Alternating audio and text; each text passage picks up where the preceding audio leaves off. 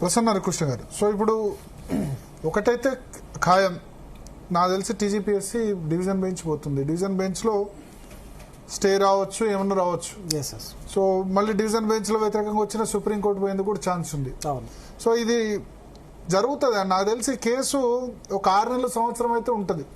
అప్పటి వరకు పాపం ఈ సెలెక్ట్ అయిన వాళ్ళు, సెలెక్ట్ కాని వాళ్ళు ఏ ఉద్యోగాలు చేసుకోరాదు, వేరే పనులు చేసుకోరాదు. ఇప్పుడు ఆల్రెడీ 11 సంవత్సరాలుగా వేరే ఉద్యోగాలు చేసుకోకుండా ప్రిపేర్ అవుతున్నారు. నా సింపతి అంతా వాళ్ళ మీద ఉంది. ఎందుకంటే కనీసం పార్ట్ టైం ఉద్యోగాలు ఏదో కూడా చేసుకోవడానికి వీల్లేదు. కోర్టు కేసులో పడ్డదంటే ఇంకా అంత ఈజీగా, అంటే నేను అనేది రీ ఎగ్జామ్, వాల్యుయేషన్, దీని భవితవ్యం తేలడానికి 1 year పడుతుంది. నాకు తెలిసిన వాళ్ళు పాపం ఆల్రెడీ ఉద్యోగం చేస్తున్న వాళ్ళు, ఎస్ఐ ఉద్యోగం చేస్తున్న వాళ్ళు కూడా లీవ్ పెట్టి చేశారు. సో వాళ్ళ పరిస్థితి కూడా మళ్ళీ నెక్స్ట్ ఎగ్జామ్ రీవాల్యుయేషన్ ప్రిపేర్ కావాలా, 21,000 మందికి మళ్ళీ రీ ఎగ్జామ్ ప్రిపేర్ కావాలా వద్దా, ఇవన్నీ సందేహాలు ఉంటాయి.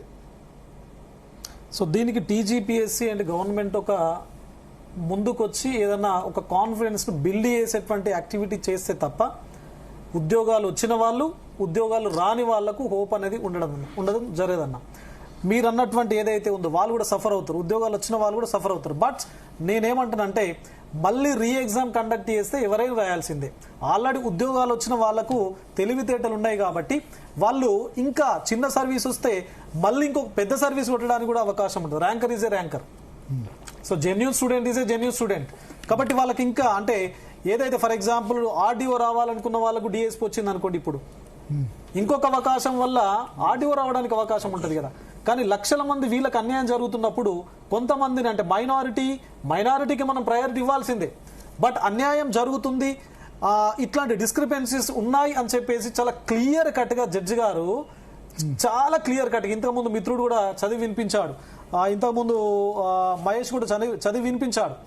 అన్ని అంటే చాలా తీవ్రమైనటువంటి రీతి లోపల పేపర్ ఇవాల్యుయేషన్ జరిగింది అని చెప్పేసి అందరికి ఒక స్పష్టత ఉన్నప్పుడు రీమెయిన్స్ పెట్టడం లోపల తప్పు లేదని చెప్పేసి నా యొక్క పర్సనల్ ఒపీనియన్. కాదన్న, ట్రాన్స్పరెన్సీ అండ్ ఇంటిగ్రేటెడ్ లేదంటే ఇక్కడ నుంచే మనము అంటే ఈ వేదిక నుంచే ఆ ఇవాల్యుయేషన్ ప్రాసెస్ మీద 1 గంట మాట్లాడుకున్నాం ఆ రోజు. చాలా దారుణాలు జరిగినాయి ఇవాల్యుయేషన్ లోపల అని చెప్పేసి. అశోక్ నగర్ ఉన్న ఫ్యాకల్టీలు చాలా మంది ఎగ్జామ్స్ రాస్తే, సబ్జెక్ట్ ఎక్స్పర్ట్ ఉన్నవారు రాస్తే 150 మార్కులు కనీసం 30 మార్కులు కూడా రాలే. కొంతమంది ఫ్యాకల్టీలు మూల్యాంకనం హ్యాండ్ రైటింగ్ ఉంటుందా? హ్యాండ్ రైటింగ్ 5-10 మార్కులు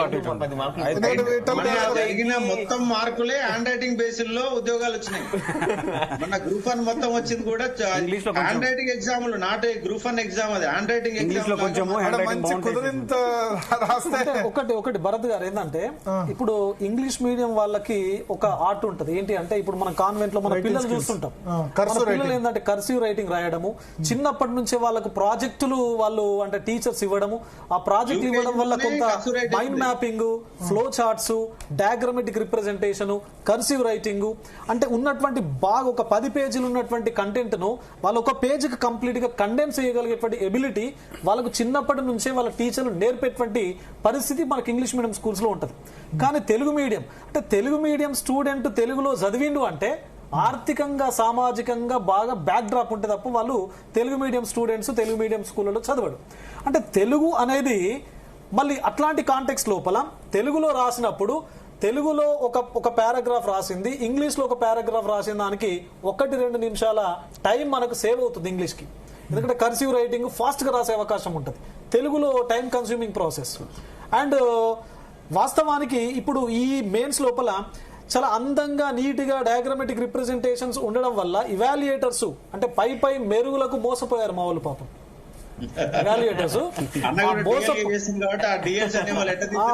మోసపోయి వాళ్ళకు మార్కులు వేశారు.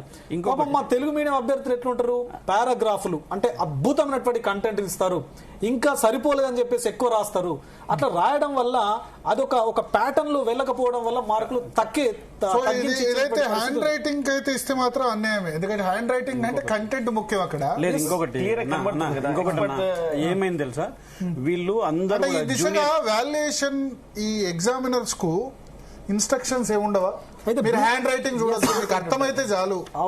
ప్లస్ మీరు ఏమంటారు కంటెంట్ ముఖ్యం. ఆ కంటెంట్ వాళ్ళు ఏ విధంగా ఇచ్చారని చాలా clear గా బట్ ఫ్లో చార్ట్స్ మ్యాప్స్ ఇవ్వాలని ఖచ్చితంగా ఉంటుందా? దానికి ఎక్కువ మార్క్స్ ఇవ్వాలని ఉంటుందా?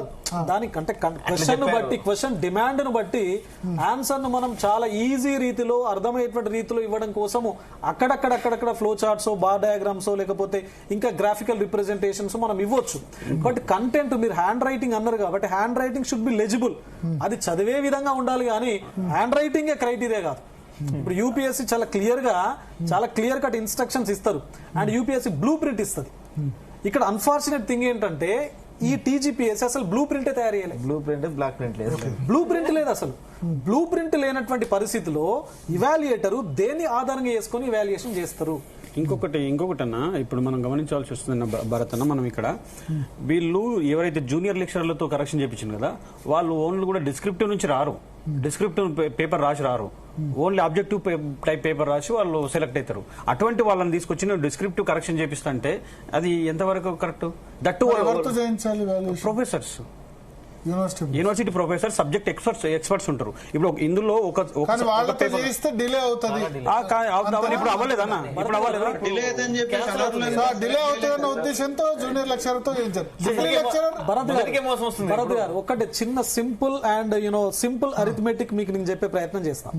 ఇప్పుడు మొత్తం ఆన్సర్ స్క్రిప్ట్లు అంటే వాస్తవానికి మెయిన్స్ కు సెలెక్ట్ అయినటువంటి క్యాండిడేట్స్ 30,095 మంది సెలెక్ట్ అయ్యారు.